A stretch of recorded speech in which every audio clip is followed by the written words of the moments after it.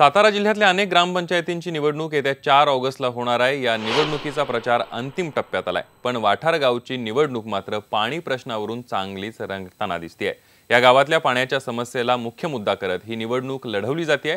वाठारमध्ये गेली 5 वर्षे आरपीआय सत्तेत होती, मात्र पाण्याचा प्रश्न अजूनही सुटलेला नाहीये। यावरून आता पक्षामध्ये आरोप प्रत्यारोप सुरू आहेत।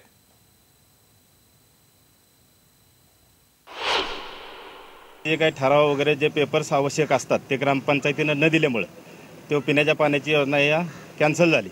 फक्त पाण्याचा मुद्दा घेऊनच आम्ही या इलेक्शनमध्ये हे निवडणूक लढवत आहोत। वरिष्ठ नेते रामराजे नाईक निंबाळकर साहेब असतील, शशिकांत शिंदे साहेब असतील, या वरिष्ठ नेते मंडळींच्या माध्यमातून आम्ही ह्या गावचा पिण्याचा पाण्याचा प्रश्न 100% सोडवणार आणि पिण्याच्या पाण्याचा अजेंडा घेऊनच आम्ही या निवडणुकीमध्ये उतरलेलो आहोत। आणि माझी मिसेस सौ रुपाली जाधव या कोरेगाव तालुक्याच्या पंचायत समितीच्या विद्यमान सभापती आहेत, त्यांच्या माध्यमातून आणि राष्ट्रवादी काँग्रेस पार्टीच्या माध्यमातून या गावामध्ये आम्ही जवळपास 1.5 ते 2.25 कोटीची विकास कामं केलेली आहेत। विरोधकांनी फक्त गावामध्ये घाणीचं साम्राज्य केलं, आपण पलीकडे पाहिले की राष्ट्रीय पेयजल योजना 1,60,00,000 रुपयाची तोकडी योजना जी यांनी म्हणजे आम्ही मंजूर केली, पण हे साफ खोटं आहे।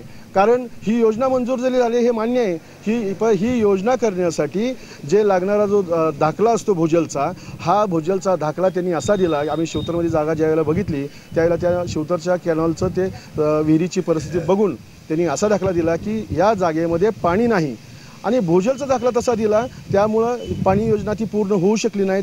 त्या 1,60,00,000 रुपयाची पाणी योजना पूर्ण होऊ शकली नाही।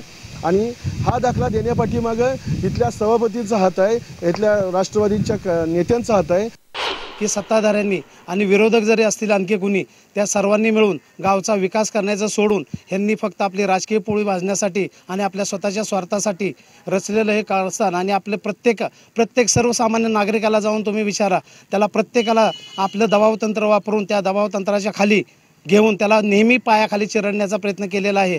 तरी सर्वसामान्य जनतेला माझं सांगणं आहे की त्यांनी कुणालाही न भीता, कुणाची तमा न बाळगता आपलं कार्य करत राहावं।